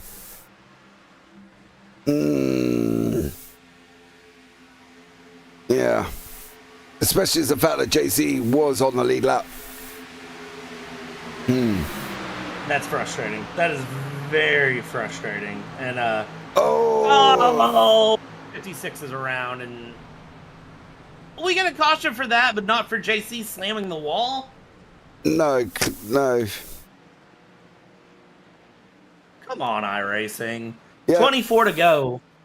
I suppose from JC's point of view, though, at least he's now going to survive on the caution, but the weirdest thing is, I don't know where that was thrown, because the caution does not come up on my system that was actually happening. So that's quite bizarre. There it is. Jonathan Wiley and Cody Sanderson I believe, were the ones that had started that situation off. Let's see if we can just make sure we can pick them up here. As you can see, they're in the front too. Bumped him in the corner. That's the 014. That is going to be Cody Sanderson. In the corner as well. That's not cricket. Yeah, and I mean, he saved it. He kept it going, but iRacing said, nah, we're going to throw a caution. Oh, look at the ramp the 14 did there. But yeah, bumping in the corner is never a good idea. Yeah, no, I don't recommend it to anyone. And if you have done it, stop doing that. That's not a good option. No. Definitely not there as well. My view through that was exciting, says Tyler Thumbsticks Merritt. I believe that was what we were talking about with the last caution as well. So, but Tyler at the moment, 8th place overall. Better play to you, dear sir. Caution number 6. Mine have gone out the window. I said 5. Yeah, still don't think we're going to hit 12, like Thumbstick said. But, I mean, we're 23 to go. I think we've got at least one more caution in us. I think so. And depends on the green-white checkers and where we're going to end up going with that as well. But I think if we have a look at the ones that are out at the moment, Harcom's still in 21st place. Then we've lost Campbell, we've lost Cress, Weeder, Redding, all below that. Barton and Swisshelm is already out. So, yeah. We've lost quite a few. 2, 4, 6 cars. Is Seymour still running? He is still running. So JC's out, Cress is out, Weeder's out, Redding's out, Barton's out, Swisshelm's out. So, yeah. I knew 30 cars at Talladega was going to be fun, but I didn't think 30 cars would make it to the end. I think for us, where we're so used to these guys running cleaner as a whistle, I would have thought that 30 cars would have got to the end, but clearly we were slightly mistaken. Well, I was. Well, and here's the thing, too. It's a new season. There's new drivers involved. Everybody's kind of learning how to work and race with each other. So I expected at least a caution. I didn't expect 6 because, again, this is not typical triple bypass, but it's a new season, so I'll give them a break. I say it's the same thing with any league, though. Once you get a new season, new drivers trying to learn with each other, it can get a little interesting. Once you give it a couple weeks to work itself out. Some of these guys, this may be their first league they've ever raced in, and it does race different than a ranked public lobby in iRacing. So it does. It definitely does. I'm going to grab John Donald Crutchley very quickly here as well. John, welcome into the booth, dear sir. How can I get a copy? Hey, Mr. James, how are you doing this evening? I'm very well, thank you very much, dear sir. I'm very well. How are you doing? Hey, I'm doing pretty well. Been exciting out there, isn't it? Oh my gosh, yeah. This is a pretty exciting race so far. So where are you in? Right, let's check up on you first. Where are you in conjunction with? Do you still have your fast repair? I do not. I had to use it on the caution before last. Okay, so I had a e-ball. Right, so what's the plan going forward for you now then? Right now, I think with all the cautions that we're having, I might stay in the back for a little while just to let that clean up in the front, and then I'm going to try to push forward after that. Right, okay, and you sponsored today's event as well with our very own Mr. Jason Benson. Thank you very much. All right, thank you guys so much. Well, I look forward to seeing how you're going to do here, John. I would probably recommend sitting at the back as well, mate, especially as you ain't got a fast repair. Yes, definitely. I think that's the best thing to do right now. Yeah, absolutely. Sit at the back, see how you get on, mate. Last 10, make your run. John, good luck, buddy. Hey, thanks a lot, James, and your crew. Take care. Right. He's got the right idea. Sit at the back. I would.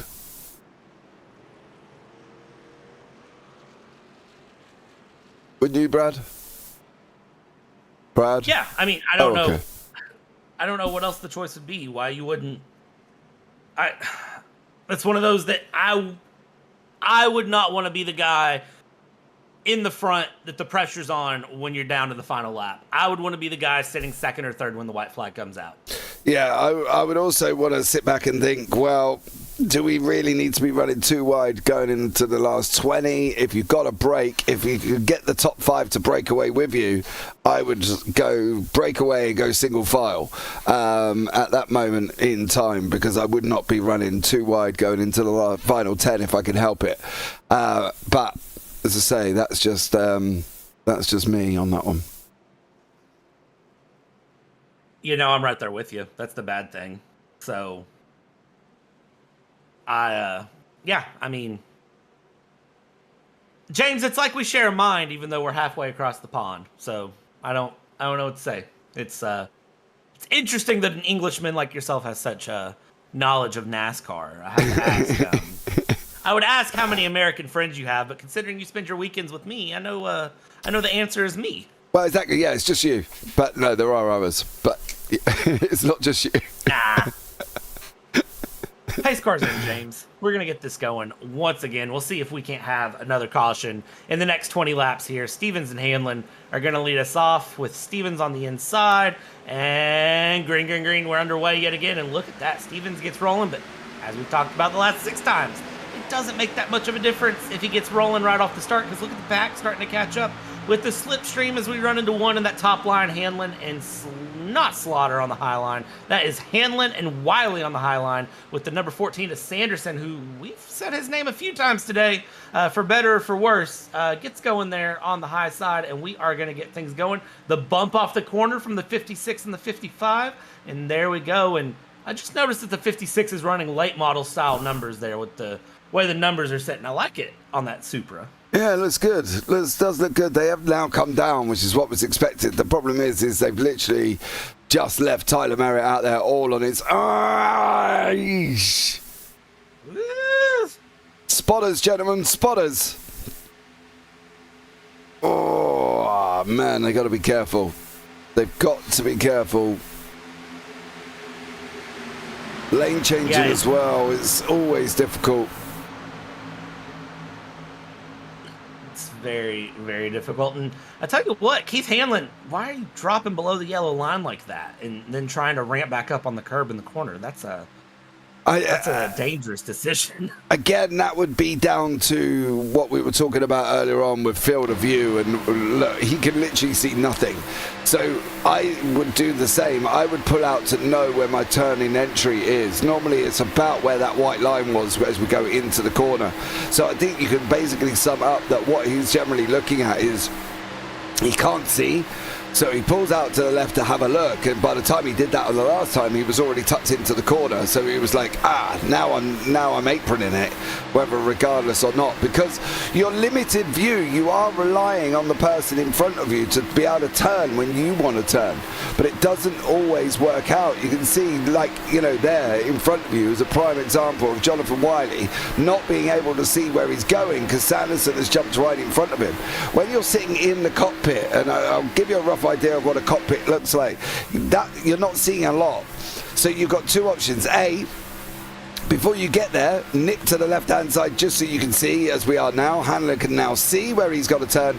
He turns in. One of the other advantages of sticking your nose out as well is getting some air into that engine, because the last thing you want is that engine temperature raising and rising like an absolute trooper. So you've got to try and bump if you're that third car back, but what you're better off doing is literally allowing the 2 in front to bump each other, and you're just going to pull out, you're going to get air into your engine, pull the other side. He's now got to run on the outside, which is fair enough. If he's got that overspeed, and he can make it work, but you've got to look at 2 things. Call in, can you see where you've got to turn? And Hanlon, I don't think why on that inside line at the bottom he could actually see. That's why he ended up being down on the apron at times.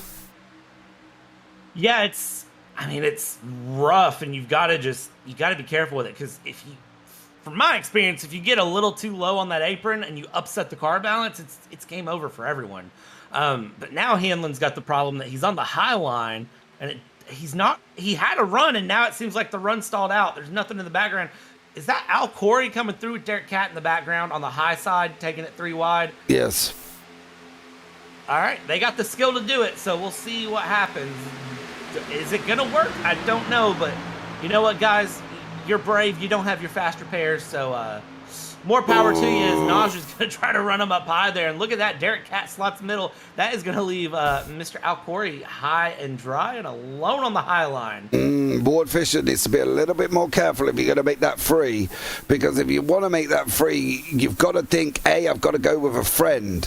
And he didn't have any friends. So he was kind of stuck between a bit of a rock and a hard place at the moment. You see Al still fighting out that outside line. What he really needs to do is say to John, hey, let me in. You know what I mean? I'm knocking on the door here. Either let me in, or now he can come down and slot in behind Ward Fisher if he really wants to, but he hasn't taken that option. But I think for Ward Fisher there, he's got to be a little bit careful on the lines going in.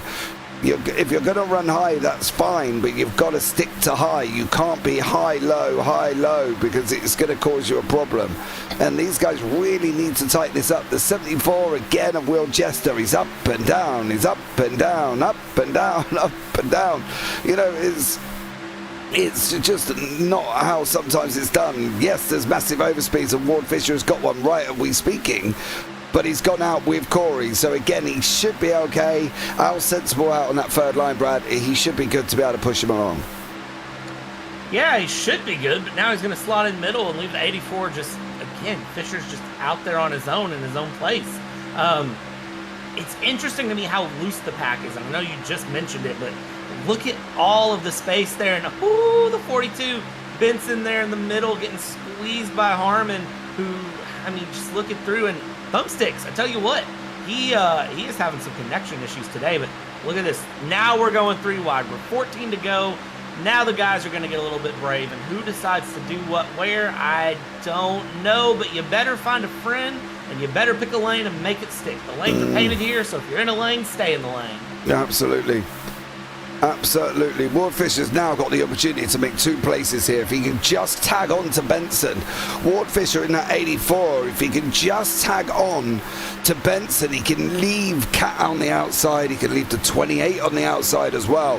He didn't. The Cat's almost come down on him. That's a very squirrely lines.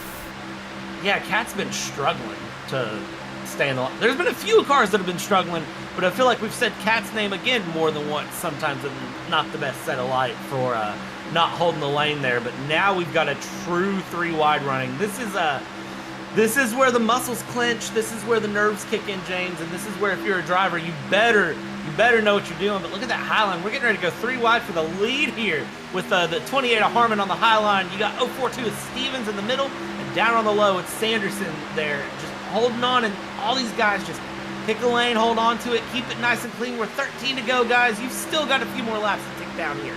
Yeah, you have, but you're now looking, when you're coming into that 10 to go moment, you really are looking at moving yourself into a position where you can get it. And I think that's the thing. You've got to make sure you're in that position to be able to go forward if you need to, and I think for the 28 at the moment of Matt Harmon, he needs to be further up or bin it off and come down, because they're not getting the momentum, they're not getting the run that they really, really need. The 57 here of Herzog, he needs to be up there. You need to be up Cat's bum, sniffing like you're saying hello as a puppy. You've got to be right in there and make sure you are pushing him constantly and getting him out and getting him free. I know we said don't push the pusher, but Cat's not doing the pushing. You've got to get Cat a little bit closer so he can do it here as well. And otherwise, that high third line is going to be failing quite quickly. Yeah, and the thing is, we see everyone getting close, and then we see everything break apart. We see everyone get close again, and we see everything break apart. It's just nothing is stabilizing anywhere in this pack, and it's very non-Talladega-like to see the pack be so loose through. But now you've got Cat pushing in the corner. You got to be careful there, but look at the way the bottom line's hooked up. The 042, the 14, and the 56.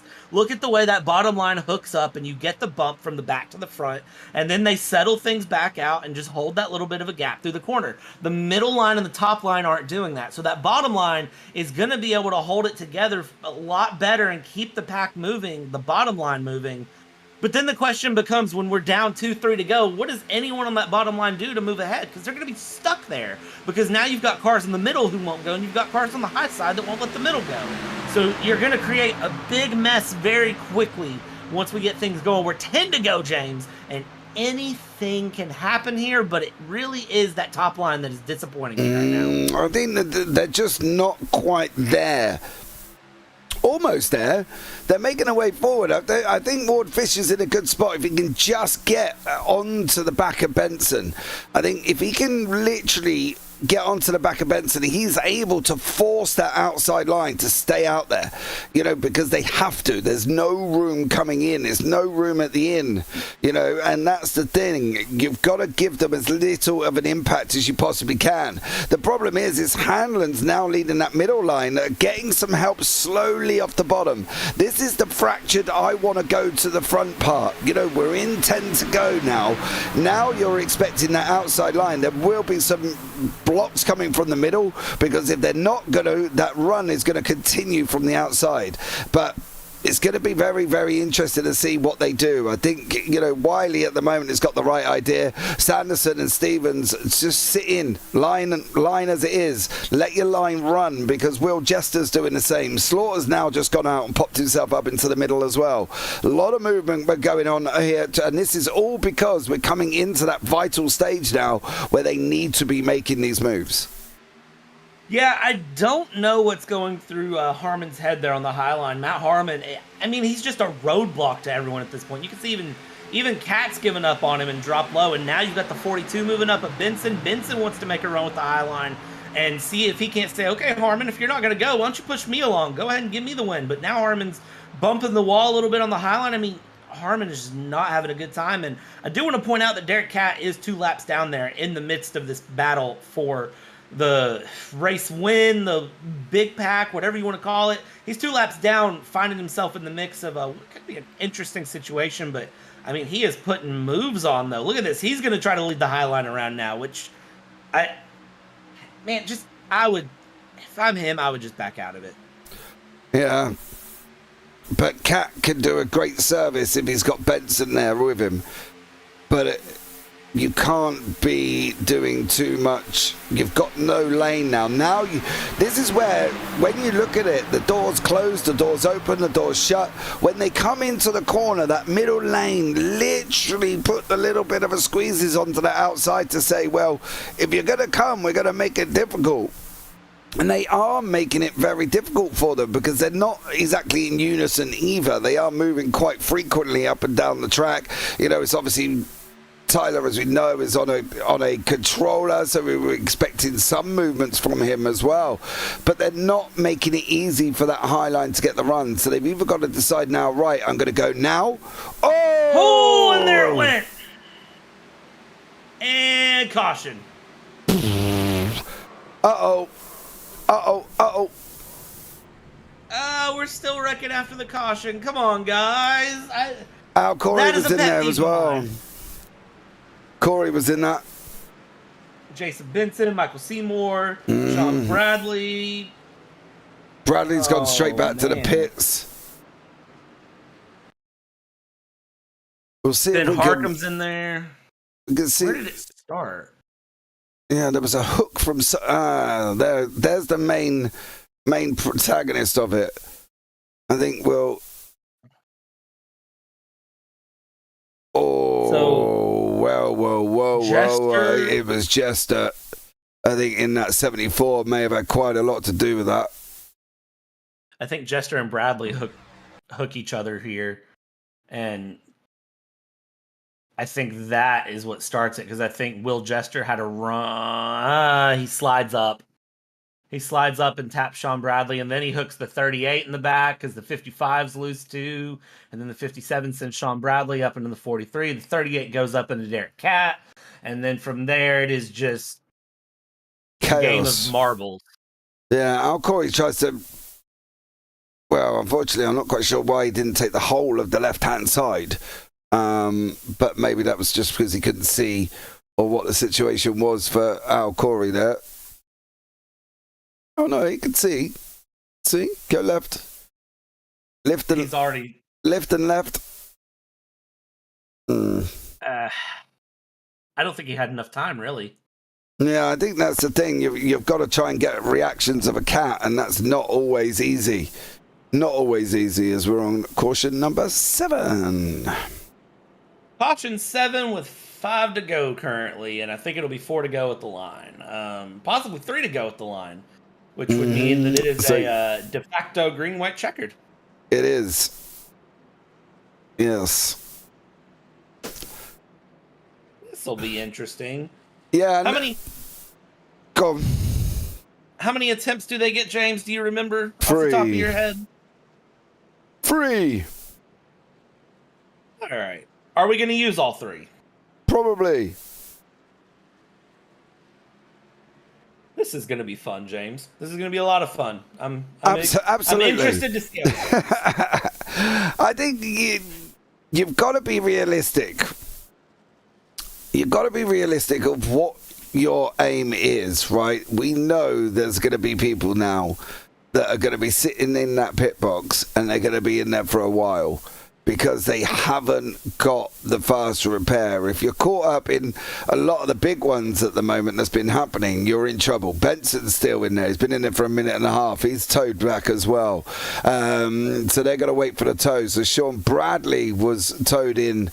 So, you've got to be aware of where you're sitting at the moment. And it looks like Harmon, Herzog, Derek Catt is in there as well. Cat was trying to assist, didn't really work out as it should have done, but yeah, there we go. It's always tough. Yeah, it can be rough some days to be a driver. I'm not gonna lie, it can be rough some days. You see guys talking about driving, I'm going to interrupt. Right, I'd like to give myself a big old celebration pat on the back. I won my first race at Dover yesterday. I was in 5th place on the GWC. I went and got new tyres, come back out, still in 5th. Everybody else in front of me didn't pit, and over the last 3 laps, I went rizzing round like an absolute trooper, beat them all on the high line. So I'd like to celebrate to me that I won a race at Dover. So thank you very much. That was it, really, Brad. I was just blowing my own trumpet. Now, the question is, James, when are you racing again in triple bypass, and will you win in triple bypass? Depends if we go to Dover. I can tell you go to Charlotte 3 times in a row. I know we go to Charlotte 3 times in a row. Thank you very much for that as well. I'm aware we go to Charlotte 3 times in a row, but do we ever go to Dover with it? Well, no, we don't. But yeah, Matt Harmon giving us the wonderful world of Charlotte 3 times in a row. So big shout out to Matt for sponsoring us. However, it would have been nice if we could have got somewhere else, but there we go. Charlotte will do. I don't think he makes the schedule, though. I'm gonna blame we'll blame Al Corey. That feels like the appropriate person to blame for that one. Yeah, we got a lot of exciting ones coming up, actually, as well. I'm gutted that I can't do the SRXs on Tuesdays, because unfortunately I'm elsewhere. But we've got Dega, Darlington twice in the Gem 4 and the Xfinity, Daytona Road, then Bristol in the SRX, Nashville Fairgrounds, Chicagoland in the SRX, GTPs at Le Mans, Watkins Glen, Charlotte, Gem 4 SRX Xfinity. So I think I'm a little bit upset I can't make the SRXs. I'm not going to lie. But everything else, I think is going to be absolutely amazing. I'm not going to lie. I'm a little upset that I'm commentating the SRXs because I really want to drive it, especially that race. You said. That's on you. I know what I said. And I said what I meant. And now I regret every single bit of it because I wanted to drive round. Hey, we don't broadcast every one of them, so when we're not doing that, I could drive it. It's an option I've considered. Well, I would. But anyway, back underway. 4 to go. Yeah, 4 to go. It'll be 3 when they cross the line here, and look at the field bunching. Look at this. Sanderson and Slaughter. Has Sanderson tried to back them up a little bit on purpose? Is he just backing them up a little bit on purpose? Or is that just Grant Parker sniffing the back end there of Hanlon, just ready to go as we come through the tri-oval? We're going to get things going. It's going to go one of 2 ways. Look at the jump from the 14 there. The 88 was not ready. Jeff Slaughter was not ready, and now we're back going. It's a lot slower than you would ever expect. Like I said, it takes them all the way up into turn 3 to really get things rolling and going and grooving. But watch that, the 88 up there on the high line. Jeff Slaughter, hold your line, buddy. They couldn't get in. He was trying to get in, and he didn't realize how alongside the car was. So therefore, he just could not get in. He's gone to make a decision. He's had a call like, you're not clear, and he's literally had to back straight out of it there. You can see the gap. Grant Parker's a little bit further back. Ward Fisher's in there. Cameron Kane as well. These guys have got to get a little bit of a hurry on to be able to start making their way forward, because you don't want to lose what is going on here. Because if you lose this, you're on your own all day. You are on your own all day. The win is gone. That is the end of it. But we're coming down into the final bits now. It's going to be an interesting one, Brad. It's going to be an interesting one, is putting it lightly, as we come across the line. 2 to go. And again, remember, they got to get through the tri-oval and then down through that second little front straight to get things going. The 38's high there in the background, but he has no help. Tyler Merritt, you have no friends up on the high line that I can see, so you are stuck there. Watch the 56s. He's settling in here with Sanderson. They're going to come off the back of 2, and now it's the bump. It's the bump, and there's the bump again. The 74, the 56, and the 14 have been working very, very well together this whole time as they keep things going. But on the high line, it is going to be Stevens, who has some help there from Mr. 88 is Slaughter. They're trying to find a run. As we come through 3, that bottom line is hooked up real well. Yeah, Ward Fisher just got pushed out. He ran high and then he just lost it underneath. I thought he might have been had an opportunity of a win here, but unfortunately it looks like he's just lost it a little bit there. It's coming down now to the final of white flag. White flag is out, and now as we come through 1 again, this is where chaos will break loose. And look at that 037 in the background of Kane. That is going to be Cameron Kane, who's wanting to make a move. Al Corey wants to send him along with on the high side. Al Corey said, make up your mind, man, but now he's going to go through the middle. Al Corey wants to try to use the side draft. As we're on the back stretch, it's just half a lap to go now as they go. It's 042 there of Stevens, who's got the help from the 88 of Jeff Slaughter. They are on the high line, but this bottom line, the 14, the 56, the 74 have been connected, but it's no friends once we get off of 4. We'll see where things land and how it goes through. The 14's in the lead of Sanderson, who's going to break away and try to get the run as they come through the trial. Well, it's still the 14 way out in front. The 56 is there. The 74 wants to peek up the inside. They're 3 wide together. They bump in the background. There's a spin in the background, but as they come across, it is the 14 and Cody Sanderson who gets the win with a big wreck behind him. Wow.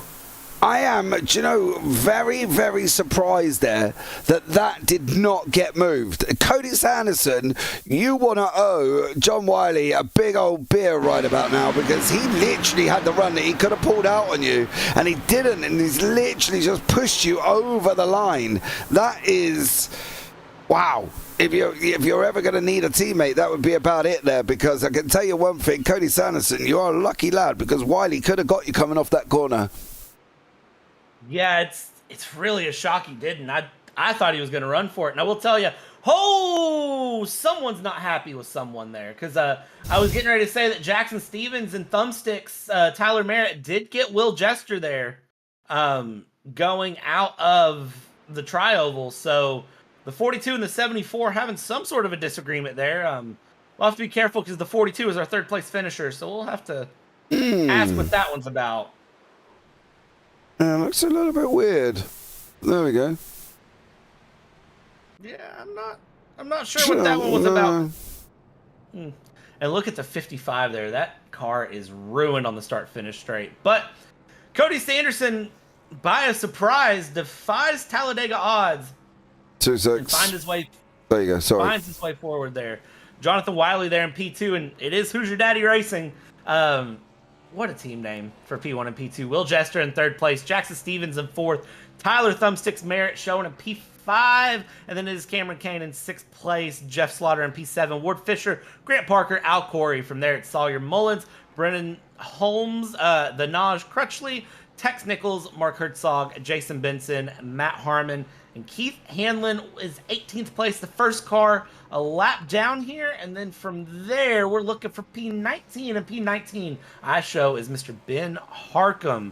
Kind of unfortunate to see Ben Harcum back there in the back like that. But Tyler Ruiel, SMP 20, Michael Seymour in 21st, Sean Bradley 22nd, Ryan Murray in 23rd, Derek Catt 24th, JC John Campbell, Krispy Kreme himself in 25th, Brad Kress, Griffin Redding, and then from there it's Dustin Barton and Patrick Swisshelm round out our 30 car grid with Patrick Swisshelm only making 5 laps done. And man, the burnouts are not stopping because it's teammates P1 and P2, James. Yeah, What they about are. Absolutely stellar job. As I say, for Sanderson, he owes Wiley quite a lot there. Wiley literally left him, pushed him and pushed him and pushed him and left him. He didn't do anything else with him, which is quite a surprise. Can't believe I got back on the lead lap. Wow, I'm not surprised, to be fair, but dear sir. We had 7 cautions there, so fair play to you on that one.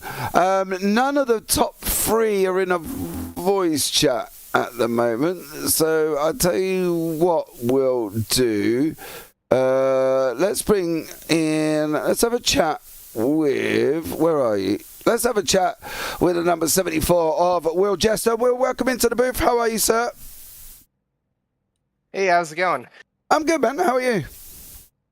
Doing good. The adrenaline is starting to kind of, subside a little bit. Yeah. Coming into the final 2, what do you think the opportunity was for you to be able to get there? Well, I was just talking about this before you pulled me up. Between 3 and 4, my racing rig actually broke and my wheel actually started going forward. So I was just trying to, hold my position and not lose the grip on the wheel. So my hopes of maybe making a last-minute dart for it kind of subsided. So I just kind of rode. Just sat in behind. Best way to go? Just ride with it. Yeah, I think in the situation with my wheel kind of being a little loosey-goosey, and I didn't want to make any erratic, inputs and then, mess up even more people. How was the race out there in general for you, though? It was great. My strategy was just kind of stay mid-pack, kind of move, kind of ride it out, let attrition happen, and try to stay out of the wrecks. I stayed out of 2 of them. To my surprise, just kind of push through and just kind of stay out front, not get to the back. I definitely agree with you there, sir, as well. Well, you finished in 5th place. That's where we've got you registered, so well done, Will, on that one. Anyone you want to shout out before we let you go, bud? No, just all my friends in the great league that we have here, and you guys for putting on a great show every week for us. Awesome stuff. Well, Will, thanks so much for joining us there, bud. We'll look forward to hopefully seeing you as the season goes on. All right, thanks. Appreciate it. Right, there he is. Let's have a chat with Mr. Tyler Thumbsticks Merritt. Tyler, welcome in, buddy. How are you? How's it going? I'm all right, mate. How are you? I'm happy I got 5th. That's a win to me at a SuperSpeedway track. Definitely is. Let me ask you, have you been promoted to a steering wheel? No. When is your birthday? May 23rd, and I'm good. I don't want one. I'm good. I got one. I'll sell you. Yeah, I'm good. Yeah, I think you two need to have a conversation there as well. Tyler, if you're quick on a controller, imagine how much quicker you'll be on a steering wheel. For what I've tested over the years, I'm faster controller by a long shot. Oh, dear me. That's what you're used to. Go on somewhere now. Yeah, I think on that one. But for you, overall, 5th place, not too bad. How was it in general, the racing out there? It was pretty chaotic. I know it's a bunch of newbies in the league, but I feel like even from some league veterans, there were some pretty unsafe pushes and moves throughout the race that caused cautions that I don't think should not have happened. But the racing overall was good. I mean, it's a super speedway. It's Talladega. It's going to happen no matter what. But that finish was pretty close. I barely made it through and got 5th place at the end. So I'm happy. We're literally just watching it now, I think, as you're coming off onto the run to the line. So, fair play for that one. Tyler, anyone you want to shout out before we let you go, buddy? I want to thank my teams, Full Send Racing and Wanted Goons Esports for always supporting me. McConaughey set up shop. I want to thank you guys for the awesome broadcast like usual, and I want to thank Al, Corey, Sid, Benson, Nodge, the rest of the admin team for always putting on a good show these races and making sure everyone keeps their cool and the racing's always fair. Yeah, awesome stuff. Well, Tyler, thanks so much for joining us here, buddy, and look forward to seeing you as the season goes on. All right, thank y'all. I'm planning to run a full season. I want to get that championship this season. You go get it. Go and get it, son. Right. Thank you. Right, I did see the leaders pop in, or the winners there, Brad, but I think that's it. Unless you really want to have a chat with anybody else in that chat room that we've got below us. I think we had plenty of good chats between the cautions and everything, so I think we can call it a night. Over to you then. All right, and that, ladies and gentlemen, has been the Dega 75 here on the JP Broadcasting Network. As we said at the top of the broadcast, be sure to like, subscribe, smash the bell, do all the fun things that you could do here on YouTube for free. On behalf of Mr. James Parfitt, my name is Bradley Dalton, and we've taken you from start to finish here on a nice Thursday night. And be sure to tune in next time, where we'll take you from start to finish yet again. Good night.